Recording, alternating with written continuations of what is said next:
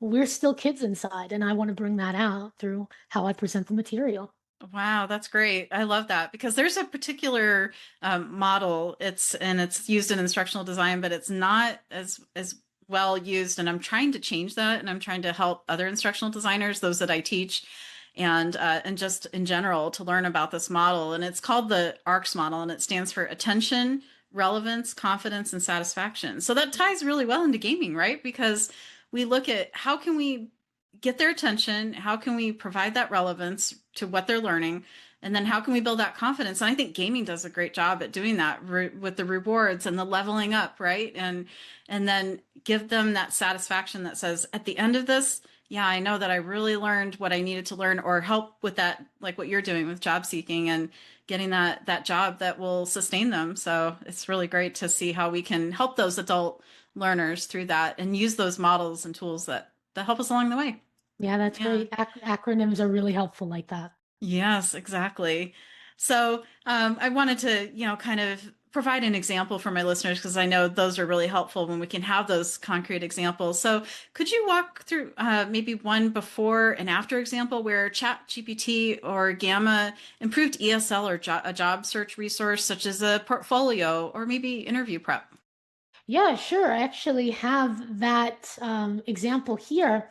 So, one of the things that I like to do is I do create my own GPTs sometimes when I see that there's a need. And I really like to get the frameworks that I've been learning how to teach with and provide them to students in a way that makes those results more specific and really draws out the value that is hard to get if you don't have something guiding you.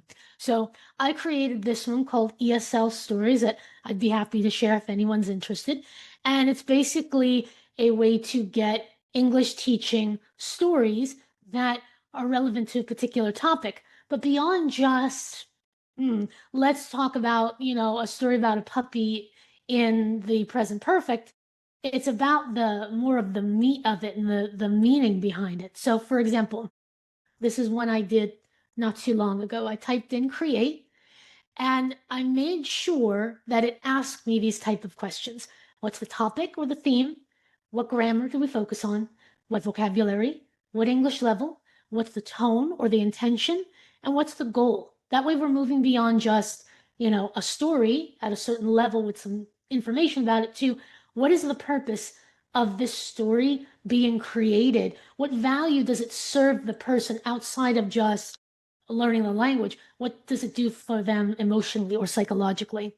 So I also have them create a short version and a longer version. That way, the short version, they can get some idea of the grammar and new vocabulary. And then the longer version, I can push them a little bit more to get comfortable with understanding a deeper level of context. So when I answered all of those questions, I came up or ChatGPT came up with this. I was helping a student with like cargo, like imports and exports. So I wanted something related to logistics to that. And it came up with a little mini story here and a full story that takes that information and then gives an even deeper like storyline, like some of the things that this person did, and adding another character. It also adds comprehension questions, discussion questions, showing some examples, some of the vocabulary, and prompts that can help with their writing so that we are dealing with all of the skills: reading, speaking, writing, and listening. Because that would be asking the questions would help them listen. So this gives basically a lesson or about a lesson in one go. You can ask for more examples, sentences, or more prompts, but you essentially have the breakdown of what that lesson would be.